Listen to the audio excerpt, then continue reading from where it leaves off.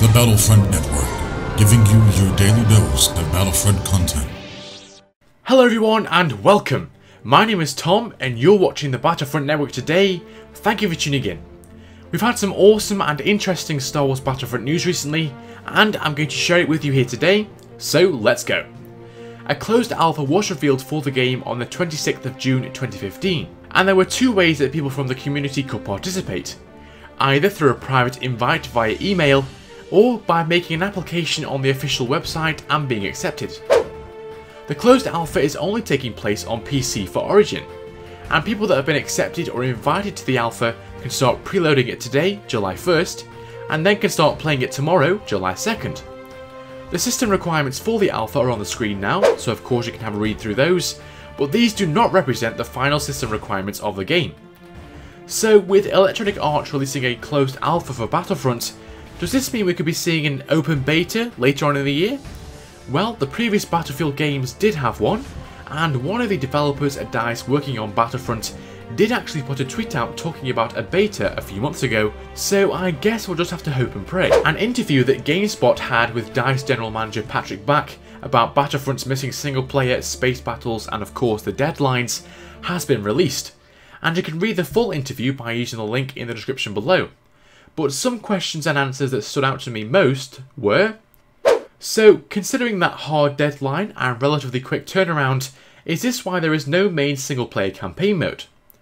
Well, I would say the deadline did influence our decisions early on, at least a bit, but I would like to argue that a longer dev cycle does not equal a better game. Our experience is that if you have a too long of a development cycle, you will actually start to slip behind the competition, because the idea you started with will become old. It means that you're getting passed on the inside. So we look for sweet spots in game schedules. Generally speaking, if you require more than 3 years to make a game, you need to reboot the project. What happened at E3 2012? If you decide to make a game at that stage for delivery right now, it's going to look 3 years behind. The point being, compressing the development time just enough is super important. It allows us to be current and effective.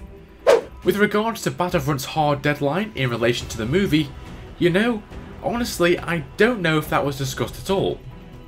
You could argue there's no direct connection between what we're doing and what the movie is doing. Our game is based on a movie that was released in 1977, so we're late. And the next one, but still there's no single player game to enjoy, and I wonder if you realised you actually didn't have the time for it under the strict deadline. To be honest, single player was never in the plan. It was never the concept. The concept for us was always that we wanted players to relive the battles. We wanted them to play the battles from the original movies. And DICE, coming from its Battlefield background, knows how to make awesome battles in that context. We were also thinking about the Battlefront franchise, which has multiplayer at its core. So it seems that DICE is playing to its strengths of multiplayer and wants to make this a really vivid Star Wars experience to be played just before the release of Episode 7 The Force Awakens, which is actually really nice to hear. Elsewhere in the interview, Bach discussed the quality of DICE's previous single-player campaigns. He was asked if the studio thought about hiring the talent required to improve its campaigns, given that publisher EA is becoming increasingly reliant on the studio for its big projects. Yes, absolutely, and it's not as though we haven't done single-player before, he said.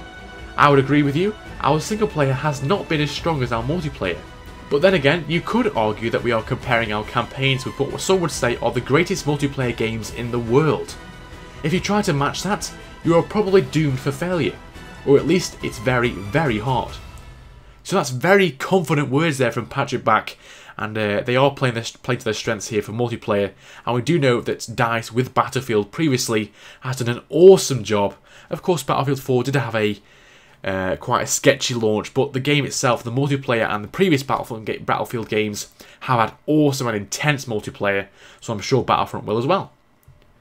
There was also an interview between GameSpot and the senior producer on Battlefront, and you can have a read through that by using the link in the description below. Now, the awards that Battlefront won at E3 2015 have been revealed, and they are as follows: Best of Show, Best Console Game, Best PC Game, Best Action Game, and Best Online Multiplayer Game. And also we can see a picture of all the other awards that the game won, and it's just awesome to see those awards because it means that the game is coming along really well, and the reception for the game was awesome. Also, 17 minutes of gameplay on the Walker Assault game mode was leaked, which gives us some extra insight into how the game looks before you enter a multiplayer match, the weapon selection menus, the vehicle power-ups, etc. Of course, I can't show you the gameplay in action, but I've made some screenshots of it just to go over some extra bits we saw. So the first screenshot we can see does actually show the menu you will see before you go into a multiplayer match. Now it does have start, partner start, weapons and hands to choose from as little options, and the start one I'm guessing is the main spawn, and you select square for that. And then once you have died and the game started and you come back to this menu, I'm guessing partner start will become an active option, and you can use triangle to select that, and you can spawn on your buddy or partner in the game.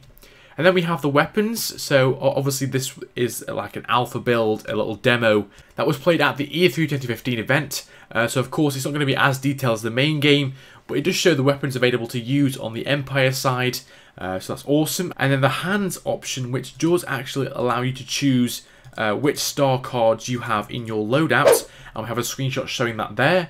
So it has the primary and the secondary to choose from. So it includes different star cards in there, for example the squad shield, or you can have in the primary the personal shield. So just a different kind of thing to choose from there. So I'm guessing there'll be lots more of those in the main game. The next screenshot shows the guy who's playing as the Empire just after he spawned, and it does say keep the uplinks offline. So we did do a video talking about how Walker Assault actually works, and I'll link that in the description below for you. But this does confirm how the game mode works, because it says keep the uplinks offline, and the actual main goal of the Empire is to stop the rebels from getting to the uplinks and turning them on. If the rebels do turn them on and activate them, it means that Y-Wings can bomb the AT-ATs and of course make them vulnerable, and vulnerable to be taken down basically. So that's their objective. Next screenshot shows the guy playing. He actually walked up the area a little bit further, and he comes to a power-up, and it's like an AT-AT symbol. He goes up to it, he actually runs over it, and it gets selected, and then it comes up saying power up AT-AT, and then that will fill his little circle in the bottom right hand corner of his screen, and then he can use that AT-AT, just the guns on it as it moves, to shoot at enemy targets. Here we have an extra view of the Hoth map that wasn't shown in the gameplay reveal from the event. So this shows an extra little bit here, and it shows a downed AT-AT and some more area just behind, well, to the side of the ion cannon that we didn't see. So that's awesome, and it looks really nice if you actually watch the gameplay, because I've actually left a link to the gameplay in the description below. Of course, I don't really like promoting leaked content, but we have already seen gameplay from this, so it's just like an extra little addition to it. So please do feel free to check that out, because it is like a really nice solid chunk of gameplay with lots of extra bits. And then we have a sneak peek of the awards that you can get in the game, and this one is called Blaster Rifle Streak, and it says get 10 kills with any blaster rifle. So we're going to get lots of more awards in the game. There is some more shown throughout the gameplay, but I thought I'd just show you this one just to highlight there are awards that you can gain. And then at the end of the game, when it finishes, it does actually show him ranking up, and it shows rank 10 there, and he's almost just about to get to rank 11, so we can rank up and get some ranks, progress throughout the game. And also just after it shows the ranking system, it does actually show that his total score turns into credits.